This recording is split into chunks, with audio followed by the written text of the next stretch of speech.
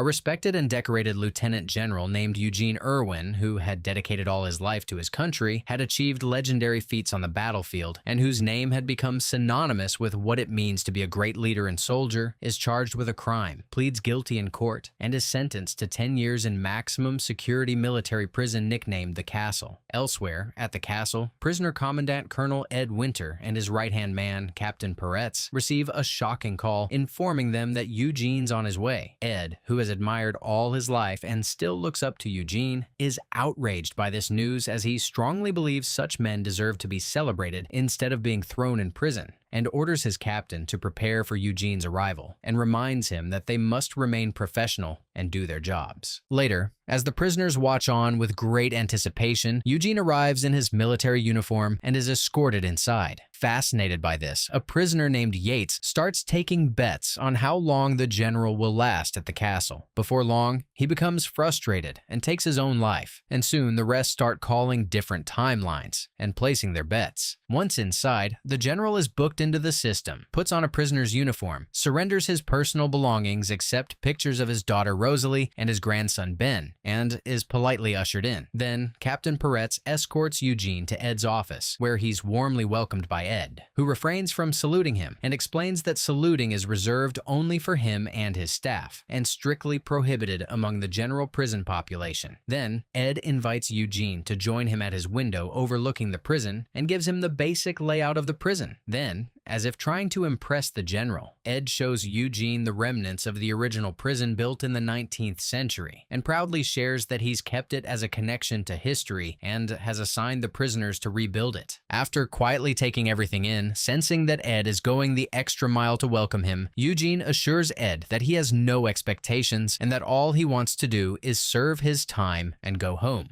Then, no longer able to mask his genuine admiration for the hero standing in front of him, Ed asks Eugene for an autograph and, after ordering Captain Peretz to watch him, rushes to the next room to grab some books. Then, as he looks around the office, Eugene suddenly notices Ed's valuable military artifacts and, with the captain by his side, inspects them closely. Any man with a collection like this is a man who's never set foot on a battlefield. It's a hunk of metal that caused some poor bastard a world of pain. I must have misshelved it. Terribly offended by this statement that suddenly triggers his insecurities, Ed changes his mind on getting the autograph, politely rejoins the duo, and escorts them out of his office, reasoning that Eugene must be shown to his cell. Outside, Ed is annoyed to see a prisoner named Corporal Ramon Aguilar saluting the general, reminds him that none of the prisoners have rank while in prison, and scolds him. Ed then orders the captain to take the prisoners to their cell and returns to his office, muttering obscenities under his breath. The captain escorts Eugene to his cell while informing him of the rules of the prison, and returns to Ed's office to give him the daily report. However, still agitated, Ed dismisses the report and instead, seemingly taking out his grievance on the prisoners, orders the captain to put out only one basketball for the prisoners the next day. "How petty are you, Colonel?" The next day, just like Ed had hoped, a fight breaks out over the one basketball, which soon escalates into a bloody battle between a prisoner named Enriquez and Thumper. Seeing this as an opportunity, Yates quickly starts collecting bets on the fight, while everyone else surrounds the chaos and cheers the fighters. Meanwhile, Eugene stands back, quietly observing everything, and notices that despite being in proximity to the chaos, the prison officers refrain from intervening and just watch on as it escalates. Suspicious of this, Eugene looks up at Ed's office and sees him standing at the window with the captain, proudly watching the chaos and seemingly congratulating himself on how easily he manipulated the men into a fight. After a few minutes, Ed gives in to the captain's advice and orders his men to sound the horn. As soon as they hear the sound, the prisoners stop everything and lie face down on the ground, except a bloodied Thumper, who tries to explain that he didn't start the fight and was just defending himself. Terrified by this, the rest of the prisoners, including Enriquez, urge Thumper to drop everything and lie down and finally convince him to do so. However, moments later, following Ed's orders, to the outrage of the prisoners, a guard shoots Thumper with a rubber gun and later carries him off to the infirmary. Later, while Eugene reports to his shift at the laundry, a group of men led by a prisoner named Beaupre heads out to the yard to build the wall. After After a few minutes, Beaupre becomes enraged to see Ramon inspecting the wall closely and attacks him. Ramon calmly explains that all his years of working with his father, who is a mason, have taught him a lot about construction, and hence, he has noticed that their mortar is weak and won't set. Even more annoyed by the response, Beaupre shoves the corporal, reminding him that they're only building the wall because they are ordered to, and warns him to stay out of the way. A couple of hours later at lunch, a prisoner named Dr. Lee, who had served under the general years earlier, joins Eugene and is surprised when the general remembers him. Moments later, Enriquez, who has figured out that the fight was set up by Ed and his friends Duffy and Cutbush, joins the duo and explains to the general that Ed is behind most of the violence in the prison and purposefully provides substandard medical service to those injured in the many fights he instigates. The doctor then adds that numerous prisoners have been shot in the head by rubber guns and killed without any justification, and asks the general to help them by reporting Ed to his colleagues in the Pentagon. What happened here today happens here all the time, sir. Well, let me get this straight. You mean there's violence? Do you know what happens when you take a rubber bullet to the head? The lights go out. Twice in the last year, there have been accidents. I'm doing my time here, I'm going home, and God willing. The next day, while collecting bets, Yates runs into Eugene and tells him that his father, Sam, had served with him in Hanoi, where he and his team were taken as prisoners of war. Yates then adds that he had met him at the presidential POW welcome celebration at the White House when he was a child. The general is then sad to find out that Sam had died after he came home, but tells Yates that Sam was a great man. Later, during visitation hour, the general is delighted to see his daughter Rosalie, who is quite nervous to see him. After exchanging pleasantries, Rosalie tells the general that even though he is a great man who has done a lot for his country, he wasn't really a father to her. Before Eugene can respond to this, Rosalie adds that she can't bring her young son Ben to introduce him, as he had asked her, wishes him all the best, and leaves. Later, while Eugene reads a book in the yard, Ramon approaches to salute him and officially welcomes him to the castle. Then, as the duo chats, Ramon shares that he was a Marine corporal for 2 years before he attacked a colleague and was sentenced to 7 years, of which he has almost 5 left. Sympathizing with the young man who is obviously disappointed in himself, the general reminds him that a single mistake shouldn't rob him of his identity, that he is still a Marine deep down and hence should stand tall and proud. He then teases him for the way he saluted him, teaches him the history, and shows him the right way of saluting an officer. Unfortunately, Ed sees this interaction from his window and fumes at the exchange of salutes, which he considers a blatant disrespect to him and the regulations. He then calls the captain to show him and sternly orders him to punish Ramon. Hence, Ramon is immediately ordered to stand out in the rain all day and night, holding his salute. The next morning, as the prisoners go out following the morning horn, Eugene is terrified to see Ramon standing in the rain, shivering from the cold, realizes what had occurred, rushes to his side, and orders him to stand down. Just as the trembling Ramon does so, a guard arrives and orders him to resume his punishment. Eugene and the guard then get into an argument, and just as the guard proceeds to hit Ramon, Eugene holds off his hands and stops him. Seeing the prisoner's hand on the guard, the rest of the guards rush to intervene, and soon Ed and the captain arrive on the scene. After finding out what had just occurred, Ed sternly reminds Eugene that he's not a respected general anymore and advises him to follow the prison's regulations and let the guards do their job. Unfazed by this, Eugene, who desperately wants to help Ramon, cites the corporal punishment guideline and reminds Ed that a punishment that began in the day shift can't exceed the next day's horn. Hiding his anger, Ed thanks him for this, frees Ramon, takes the captain aside, and orders him to punish Eugene for laying his hands on a prison officer. The next day, right after the morning horn, Eugene is ordered to move a pile of rock from one side of the yard to the other. As soon as Eugene starts his punishment, Yates starts taking bets as usual, and receives many bets against Eugene surviving the punishment, and everyone gathers around waiting to see the outcome with great anticipation. The doctor stays by Eugene's side, reminding him to drink water and encouraging him to keep going. After a couple of hours, as the humidity rises, the doctor gets permission and informs Eugene that he can take his shirt off to cool down. As soon as he does, the prisoners are flabbergasted to see the gruesome electrical burn marks on Eugene's back from his imprisonment in Hanoi. To add to their astonishment, Yates shares that Eugene had turned down an offer to be released from the POW camp early, after 4 years, citing that he would never leave his men behind, served the whole 6 years with them, and was later released along with the rest of his men. After hours of hard work, Eugene manages to complete his punishment and is cheered on by all the prisoners, including those who had bet against him. Seeing his plans to break Eugene backfiring and instead earning the general more appreciation and admiration, an enraged Ed orders the captain to remind Eugene that the punishment is announced to last from the morning to the evening horn. Forced to follow Ed's orders, the captain then orders Eugene to move back all the rocks, which annoys everyone. To the surprise of the rest, the general does as ordered and starts moving back the rocks until the evening horn, which Ed delays by a few minutes. As soon as the horn is finally heard, all the prisoners congratulate Eugene, who, after being treated for his injuries at the infirmary, is taken to solitary confinement for the night, which is a standard cooling-off period after punishment. There, as Eugene sits reflecting on everything, Ed comes to talk to him and shares that he only punished him for the sake of the other prisoners, to show them that General Eugene is no different than them within the confinement of the prison. He then adds that the prisoners, despite their past merit, are all cruel criminals who have broken the rules of society, and reveals even the seemingly harmless Ramon had attacked his platoon leader with a claw hammer in a fit of rage. Seeing the skepticism in Eugene's manner, Ed firmly announces that he has nothing personal against his prisoners and is only doing his job. Early the next morning, Eugene is escorted back to his cell in the general population and is received warmly. This is incredibly wholesome. Later, Yates goes to Eugene's cell, informs him that Ramon had placed a bet for him on his behalf, congratulates him, and gives him all his winnings. Amused, Eugene calls Ramon over, announces that he doesn't smoke, and asks him to hand out all the boxes of cigarettes he had won to the rest of the prisoners. I hear you're running a suicide pool on me. That's right. Any squares left? I bet on myself it's to win. Yeah, you don't always win.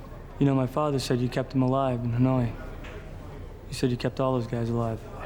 I prayed for death. Every night. I don't care what you heard, Yates. They kept me alive. Not the other way around.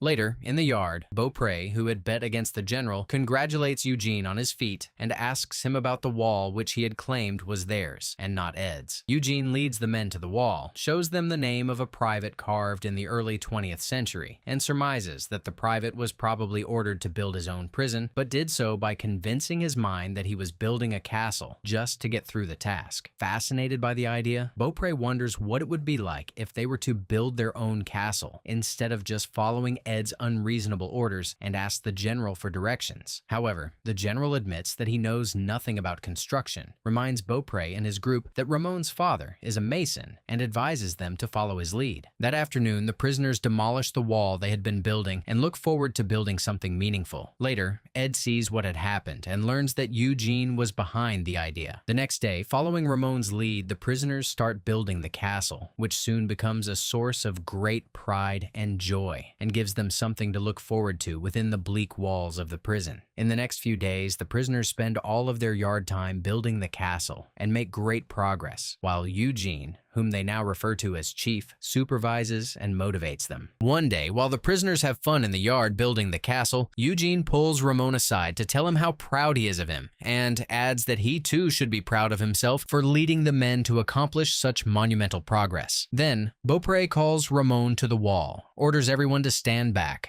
announces that Ramon should be the first to carve his name in the castle wall, and gives him a shiv. Quite touched by the gesture, Ramon takes the shiv and, to everyone's delight, carves his name. Beaupre has come a long way. Meanwhile, Ed watches the construction from the guard's tower, where he learns the prisoner's nickname for Eugene, and that they have made up substitute names for all the ranks, which they now use to address one another. Annoyed by the sudden unity, Ed surmises that Eugene's giving the men self-respect in exchange for obedience and loyalty, which doesn't sit well with him, and calls him to his office to talk to him. As soon as Eugene gets to the office, Ed bombards him with questions about what he's trying to accomplish and tries to remind him that the prisoners are criminals. Remaining calm, Eugene reiterates that all he wants to do is finish his sentence and go home, and shares his belief that the prisoners deserve to be reminded of all the good they have done in their lives, not just of the worst. Amused by this, Ed shares that such sentiment hadn't worked out for his predecessor, who had multiple escape attempts, injuries, and and fatalities of prison officers on his record, proudly shares that no such record exists under his name and announces that his methods are highly effective. Then, to both the captain's and Eugene's shock, Ed gives out orders for the precious castle wall to be demolished, and only seconds later, a bulldozer appears in the yard, ready to take it apart. Seeing this, an outraged Ramon runs out and stands in front of the bulldozer to show his protest. Shocked by this, Ed orders his men to sound the horn, which forces everyone to lie down on the ground except Ramon, who ignores all of his friends' pleas to get down and remains on his feet, desperately trying to protect the castle. Then, to everyone's utter horror, following Ed's orders, an officer named Corporal Zamoro shoots Ramon in the head with a rubber bullet and kills him. Ugh.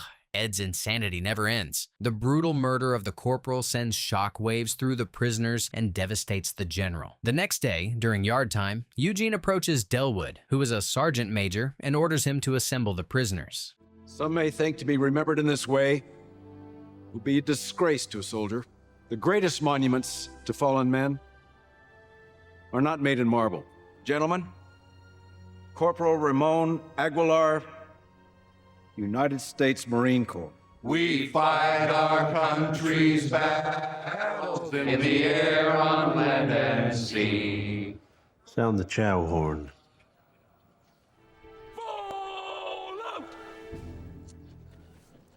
As the men head to lunch, Yates, who remains skeptical of Eugene's intentions, approaches the general and questions him about why Ramon had to be sacrificed for his missions. Later, while playing chess with Enriquez, Eugene tells him that he now believes all of the horrible things he and his friends had told him about Ed and the prison. However, before the duo can discuss this further, Ed and the captain arrive at Eugene's cell to talk to him. Once Enrique leaves, seemingly trying to make up for Ramon's death, Ed states that he has thought about everything and has decided to allow the prisoners to call Eugene chief and to salute as long as they don't do the actual gesture and just the one they came up with. That ends with their hands through their hair. How does that make up for a senseless killing? After listening to the offer intently, to the shock of the duo, Eugene calmly tells Ed that he is a disgrace to the uniform and should no longer hold his command. Before Ed can respond to this, Eugene adds that he and the men are no longer interested in salutes and rank and will only be satisfied when Ed resigns his post. Outraged, Ed heads back to his office, dismisses the captain's idea to isolate Eugene, and instead orders him to call his superior, General Jim Wheeler. The next day, General Jim arrives at the prison to meet with Ed in his office. As soon as the meeting starts, Ed states that Eugene has become delusional, still believes that he's in command of an army, and asks General Jim to transfer him to another facility where he can get the best psychiatric help. Shocked by the accusation, the general reminds Ed that Eugene is his friend and a respected general who has given him his first star, and hence a very dear colleague, and hence demands to see him and make his own assessment. The general is escorted out to see Eugene, who shares the brutality and murders that have taken place and insists Ed needs to be removed from his post. Despite believing Eugene's account, Jim informs him that Ed has been investigated and exonerated numerous times before, and hence he would have to get him ironclad evidence so that he can take action. Jim then tells his friend that he has punished himself enough for his mistakes and offers to use Ed's claims for his benefit and ask for compassionate release on medical grounds on his behalf so that he can go home and spend some time with his daughter and grandson. However, determined to fight for the men, Eugene turns down this offer and expresses his wish to finish out his sentence. Meanwhile, on the other side of the prison, Ed receives a shocking letter from Eugene that states that if he doesn't resign his post to General Jim by midday, he and the prisoners will take the general hostage and make him their prisoner by 12:10 p.m. Terrified by this, the captain alerts the officers and they get ready to respond. Within seconds, chaos ensues as officers proceed to extract the general to safety while ambushing the prisoners. Then, after the deadline passes without incident, Ed suddenly realizes that the letter was a bluff, orders the helicopters preparing to release tear gas to stand down, and goes to speak to the general, who's furious out of his mind. Jim lashes out at Ed about the mayhem that occurred for no apparent reason, and starts to question his leadership. Ed apologizes for the trouble, and after explaining about the letter, he adds that he was only trying to protect him. Jim, who's not impressed by what he had seen, informs Ed that Eugene will stay there unless Ed himself makes a personal request admitting he can't handle him, and warns that if anyone else else dies under his command, he will be removed from his position. Well, that backfired. Enraged by Eugene's tactics that made him look incompetent, Ed decides to get back at Eugene by reading out the charges the general pleaded guilty to in front of everyone. In direct contravention of an order to evacuate Burundi by his commander-in-chief, selected a platoon of men to extract Jackson Nui, a local warlord.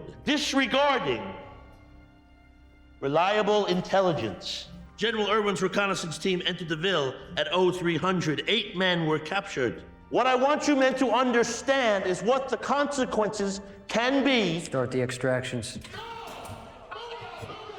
Moments later, Lee, Cutbush, Delwood, Enrique, Beaupre, and Thumper, who are suspected of helping Eugene with his plans, are taken out of their cells and brutally punished. However, seemingly unfazed by this and still dedicated to the cause, the men return to Eugene later and vow their support. Later, in the yard, Eugene, who had bluffed Ed to see how the officers would react during a real uprising, meets with his men, who give him all the details of the guards' response. Then, the men suddenly notice Yates, who's standing nearby listening to them, warn Eugene that he can't be trusted, and order him to leave. From his window, Ed is glad to see Yates walking away muttering obscenities to himself, calls him to his office, and as if to embarrass him, reminds him that he was an army pilot until he was caught running a drug trafficking ring, and had helped the police identify his colleagues involved in the crime by wearing a wire and spying on them, which had gotten him a reduced sentence. Seemingly enjoying Yates squirming in front of him, Ed then asks him to spy on Eugene for him and, in exchange, offers to release him from prison in 3 months. Later, during lunch, Eugene's men start a fight, forcing the officers to isolate them and take them outside, leaving the rest of the prisoners alone. We can no longer wear the uniform of a soldier.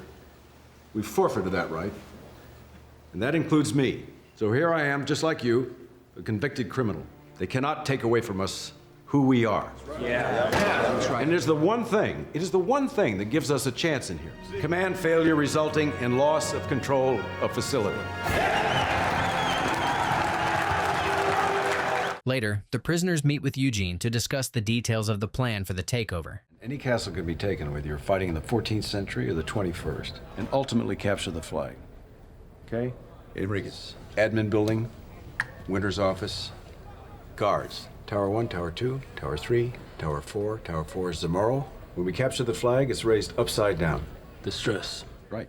Later, Eugene takes Yates aside to speak to him alone, tells him that he knows Ed had offered him a deal, and warns him that Ed sees the worst in him and is trying to exploit him. Still wary of the general, Yates declares that unlike the rest of the prisoners, he doesn't trust him and knows that he won't give him back his life or give him a chance to be a soldier again, and proceeds to walk away, declaring he wants nothing to do with him. Unfazed by these comments, the general decides to level with Yates, tells him that he probably never should have been a soldier, but insists that now that he and the men need him. The next day, Yates goes to Ed's office and informs him that he will tell him everything he knows, but since the prisoners will kill him when they find out he spied on them, asks to be released the next day. After considering this, Ed explains that he can have him released in a week and promises to keep him in solitary confinement until then. However, moments later, before Yates can tell Ed what he knows, an enraged Cutbush comes to the office and causes a scene outside, accusing Yates of spying on them and threatening him, but is stopped by officers. Reprimand Cutbush and send him back to his cell. Ed and the captain then return to the office, remind Yates he has no choice now but to cooperate and demand he give them more information. Yates then begs Ed to give him the night to find out more information, promises to report back at dawn, and is escorted back to his cell. Meanwhile, on the other side, the general is pleasantly surprised to receive a letter from his daughter, along with a picture of Ben, which comforts him, and he hopes Rosalie will change her mind and introduce him to the adorable boy soon. The next morning, at dawn, Yates is taken to Ed's office, where he confesses that he had stolen his flag, which the men planned to fly upside down. Shocked by his admission, Ed orders his men to interrogate Yates about the whereabouts of the flag, beat him up, and send him to solitary confinement. After failing to find a response from Yates, officers order all of the prisoners to go out to the yard while they swarm their cells to search for the flag. As the chaos begins, Eugene puts a picture of Ben in his pocket and joins the rest of the prisoners outside, where he tells them they will start their plan in just a couple of minutes. Meanwhile, Ed, who has ordered the captain to do whatever it takes to find the flag, returns to his office, and as he watches the prisoners from his window, he learns that the officers have managed to find numerous makeshift weapons but find no sign of the flag. Suddenly, Ed realizes that Eugene had planned to trap the officers within the tiers while they had the yard to themselves, and orders the captain to quickly get the officers out. However, only a few officers make it to the yard, become outnumbered, and are attacked while the rest are locked in the tiers by the prisoners. Beaupre then leads the prisoners as they head to the solitary cells to free fellow inmates and lock the officers there. Meanwhile, the rest of the group quickly uses the rocks to build the wall, which they use as a command post. As the chaos escalates, the captain suggests calling General Jim for help, but an outraged Ed, who doesn't want to alert his boss to his failure, dismisses it. However, unbeknownst to Ed, the prisoners take control of the control station, call the general impersonating one of Ed's officers, inform him of the uprising, and ask him for help. The men then gather all the makeshift weapons they hid under the rocks, and using catapults manage to set fire to all the towers and neutralize the tower guards except Zamora. As Ed watches this and tries to come up with maneuvers to counteract the chaos at every turn, Eugene calls him on the radio and declares that he has taken command of the prison, which infuriates him further. Moments later, using their meal trays as shields, the men run out onto the field to launch the second phase of their attack, which Ed tries to stop by sending out the riot squad. However, the men manage to stand their ground and soon manage to catapult a stone at Ed's office, breaking the window and smashing the shelves housing Ed's precious war artifacts. Before Ed can comprehend what had just occurred, the men send another attack, setting Ed's office on fire, which is soon put out. Outraged, Ed closely inspects what had just occurred and is even more annoyed to see Ramon's name on the stone that destroyed his office, as if the young soldier he had brutally murdered was taunting him from the grave. Tired of being on the defensive, just as the men expected him to be, Ed orders his remaining officers to attack the men with a water cannon. While Duffy struggles to break through and shut off the water from its source, the officers manage to inflict some damage on the prisoners with the water cannons, while Zamora gives them cover from his tower, but the men stand their ground. A few minutes of chaos later, Duffy shuts down the water, restoring the men's upper hand and forcing the officers to retreat. As Ed fumes over this and tries to figure out his next move, he's shocked to receive a call from General Jim, who informs him that he and his team are on his way to help him control the uprising, which sends him over the edge. Desperate to gain control before his superior arrives, Ed activates the last stage of his defense and orders his officers to arrive on the helicopter and silence the men. Having prepared for this event, the men hook the helicopter so that Yates can climb up. Yates then disarms the officers, forces them to land, throws them out, and as he takes control of the helicopter, following Ed's orders, Zamora bombards him with shots. However, Yates manages to fly the helicopter over Zamoro's tower, aggressively attacks it, neutralizes the threat, and sets it ablaze, but soon crashes. Seeing this, Eugene quickly reacts, runs to the helicopter, and manages to rescue Yates only a few seconds before the helicopter goes up in flames. As the men proceed to the final part of their plan, Ed remains frozen in his office, watching the sheer destruction, and, for the first time, starts to panic as he wonders what he can possibly do to gain control. Having accomplished their plan perfectly, in the yard, Yates and Eugene go to the wall where they had hidden the flag, respectfully take it out, and the men prepare to fly it. Let's go! Ready! Front! The men are assembled, sir. However, moments later, Ed, who has managed to assemble his response team, comes down with the captain and a few of his officers to face Eugene, and after showing them the teams of marksmen surrounding them from the roofs of the remaining buildings, announces that he has authorized the use of live ammunition, and if the prisoners don't obey his commands, they will be executed. Then, Ed sternly gives out an order for all the prisoners to lie down on the ground, despite being shocked by the number of marksmen who have surrounded them, and knowing that they will not survive their shots. The men, who are clearly prepared to make the ultimate sacrifice for their cause, stand firm and maintain their formation. Frustrated, Ed informs Eugene that he will give them one more chance, shouts out the command again, but is once again met with the men's unwavering stance. Then, Ed proceeds to order his officers to execute the prisoners. He can't possibly execute everyone, can he? Luckily, Eugene, who's determined to protect his men, stops him and proceeds to address the prisoners. As if reading his mind on behalf of everyone, Yates tells Eugene that they're prepared to fight on to the end. Determined to avoid a bloodbath, Eugene announces that their fight ends there and gives out an order to get down on the floor, which they quickly comply with. All prisoners down on the ground, now! Give me my flag. It's not your flag. I will not let you do this. You will not raise that flag upside down. This is my command. You will not raise that flag upside down. With the flag in his hands, Eugene starts walking through the men to the flagpole. Freaked out by the thought of the flag flying upside down, Ed frantically orders Eugene to get down on the ground and threatens to have him shot. Dismissing this, Eugene continues on, forcing Ed to order his marksmen to shoot him down. However, as the marksmen prepare to obey the order, the captain, who's had enough of the madness, subtly signals them to stand down, and they all do so, refusing to fire a shot. Completely panicked by this, Ed frantically gives out the orders repeatedly and tries to figure out what is going on. Ed then orders his officers to follow him and bring down Eugene, but the captain formally orders them to stand down, clearly challenging him. Overwhelmed by fear and frustration, Ed gets into a fight with Captain Peretz, which the captain soon stops and starts pacing around in sheer terror. Meanwhile, having reached the flagpole, Eugene rigs the flag onto the rope and starts raising it. Panicked by this, while screaming orders at Eugene to stand back from the flag, to the utter shock of everyone, Ed shoots him from the back numerous times. Horrified by this, Captain Peretz reacts quickly, disarms the colonel, and proceeds to arrest him for the cold-blooded murder, while ordering Lee to help Eugene. As the doctor rushes to Eugene's side, Eugene slumps down on the ground, but summons all his strength to keep pulling on the rope. Lee tries everything he can to stop Eugene's profuse bleeding, but is soon informed that an ambulance is on its way and is taken aside with the rest of the prisoners, who are all ordered to put their hands behind their heads as they are prepared to be ushered back to their cells. As General Eugene succumbs to his injuries and dies, Ed, the captain, and the prisoners see the flag, which Eugene has raised right side up, flying high above the destruction, and stop what they're doing to stand upright and salute it with sheer respect. A few minutes later, General Jim and his team arrive to take control of the disastrous situation and take Ed into custody. Sometime later, as the men rebuild the wall, they carve Eugene's name on a rock, lamenting his legacy and everything he stood for centuries to come.